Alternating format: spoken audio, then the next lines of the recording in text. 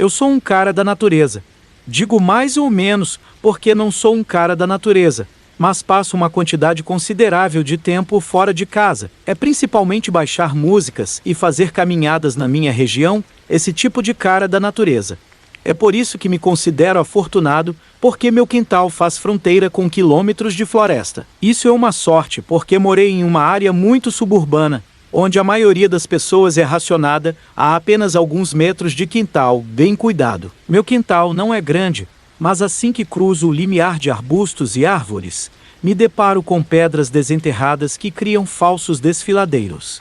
Posso caminhar por riachos estreitos e correntes. Algumas das formações rochosas são tão colossais que a área onde a rocha encontra o solo se projeta e forma saliências, onde posso sentar-me, para me proteger do calor. Realmente é um presente ter tudo isso atrás da minha casa. Eu nunca tive um motivo para sentir nada além de serenidade lá fora, mas há alguns meses essa serenidade assumiu o disfarce de uma antecipação desconfortável de que algo horrível aconteceu lá fora. Cerca de 3 meses atrás, entrei na floresta o mais fundo que já havia feito. Provavelmente percorri a floresta sem trilhas por cerca de 3 horas. Eu estava seguindo um riacho que estava a 1 ou 2 pedras de ser represado, mas ele avançava mesmo assim quando algo chamou minha atenção. Havia a base de uma estrutura de pedra feita pelo homem. Fui investigar. A estrutura era uma rocha cinza escura com manchas de musgo verde subindo por ela. Pensei comigo mesmo que devia ser uma velha fogueira ou talvez uma espécie de poço, mas o que diabos eu sabia? Não havia ninguém por perto por quilômetros, então a estrutura devia ser muito antiga. Eu estava prestes a continuar seguindo o riacho quando percebi a estrutura era uma chaminé, o topo de uma chaminé. No começo eu não acreditei, não tinha como ser isso. Comecei a cavar na base da chaminé e ela continuava revelando cada vez mais chaminé, não importando quanta sujeira eu afastasse. Por fim, ajoelhei-me e comecei a afastar a terra usando uma pedra próxima.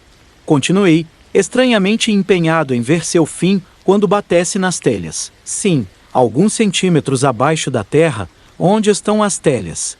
Eu não sabia se achava legal ou assustador, ainda não tinha decidido. Eu sabia que voltaria com algumas toalhas e tiraria mais sujeira, porque na época eu não estava completamente assustado. No fim de semana seguinte, voltei para casa. A casa estava em minha mente quase obsessivamente. Saí com uma picareta recém-comprada e uma pá da minha garagem. Depois de algumas horas bastante difíceis, cheguei em casa. Consegui lembrar sua localização usando o riacho como referência. Durante o resto do dia, cavei no chão em um ritmo extenuante, mas com certeza um telhado em tamanho real estava sendo revelado. Quando tive tempo de voltar antes do pôr do sol, decidi voltar para casa, mas deixei as ferramentas apoiadas na chaminé. Eu estava exausto e bebendo um pouco de água que havia trazido, quando percebi como tudo estava estranhamente silencioso. Nenhum som de animais, nenhum vento, apenas o gotejar persistente do riacho. Não, houve mais um som. Foi abafado, mas eu o segui. Era um rádio e vinha de casa. Encostei-me no telhado e escutei com atenção. O zumbido de um rádio podia ser ouvido dentro da casa. Alguém devia estar morando dentro da casa. De repente, senti uma sensação de pavor. Tive a sensação de estar a quilômetros de casa e potencialmente não. Sozinho, saí imediatamente e fiz uma caminhada entorpecente de volta para minha casa.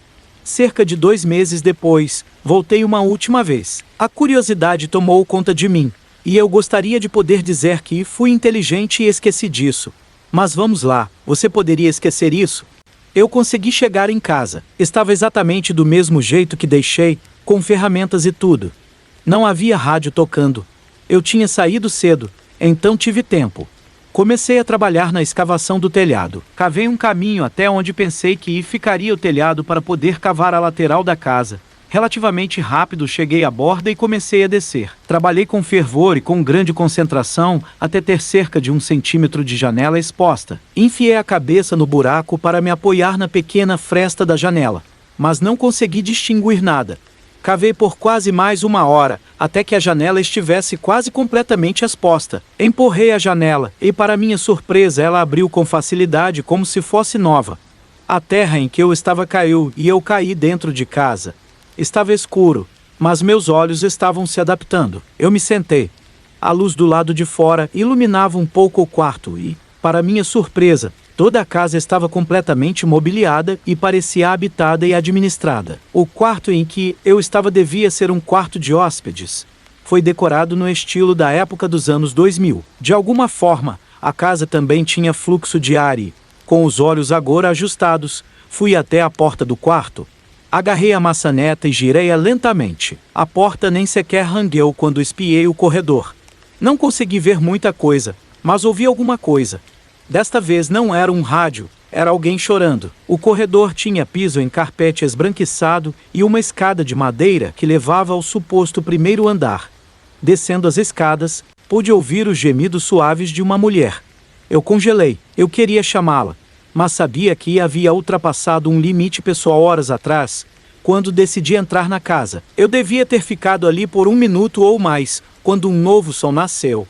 Passos, e eles estavam subindo as escadas rapidamente. Fechei a porta rapidamente e fiz uma curva brusca em direção à janela. Subi ansiosamente pelo monte de terra que havia entrado no quarto pela janela. O que quer que estivesse vindo atrás de mim, abriu a porta e se aproximava de mim, mas não fez nenhum som além dos passos pesados. Saí pela janela e fechei-a quando algo bateu nela.